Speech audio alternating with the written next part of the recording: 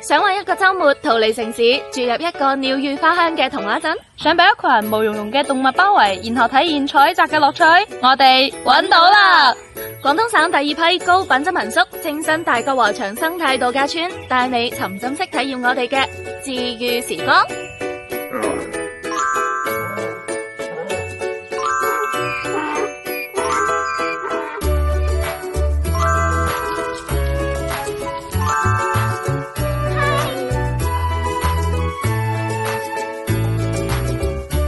哇！呢度好多小動物啊，簡直就係一個小動物園，好得意啊！睇下呢度嘅羊同羊駝，真係好熱情啊！大角禾場充滿咗自然生機，喺呢度唔單止能夠遇見溫順嘅山羊、毛驢同梅花鹿，仲能夠近距離觀察高大嘅鴕鳥、得意嘅羊駝，甚至邂逅沙漠之舟駱駝，感受多元嘅動物魅力。呢度嘅動物唔怕人，你可以慢慢靠近佢，感受佢呼吸嘅溫度。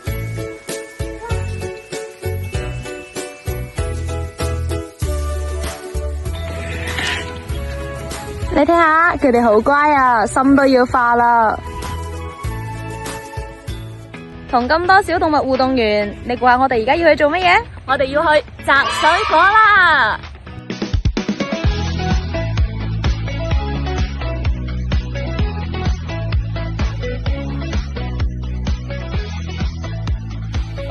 你睇呢個熟得啱啱好，從枝頭到入我拍水，唔超過10秒鐘。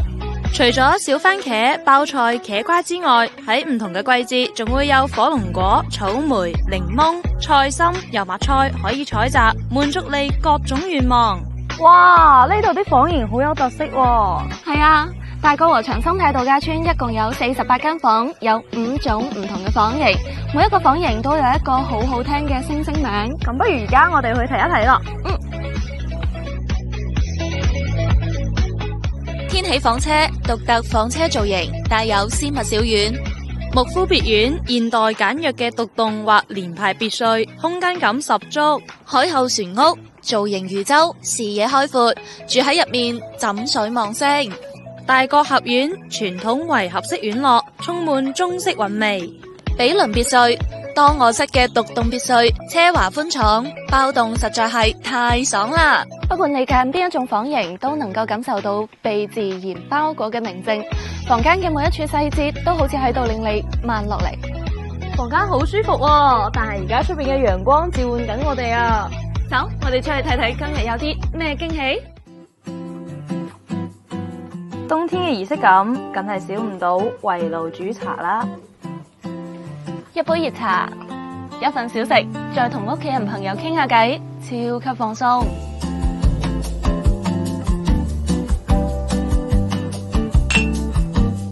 點樣啊？玩足咗一日，係咪好治愈呢？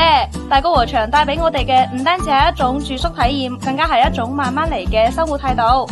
如果你都想揾一個地方放輕鬆、收集美好，呢度一定會俾你驚喜。我哋喺青山等你嚟。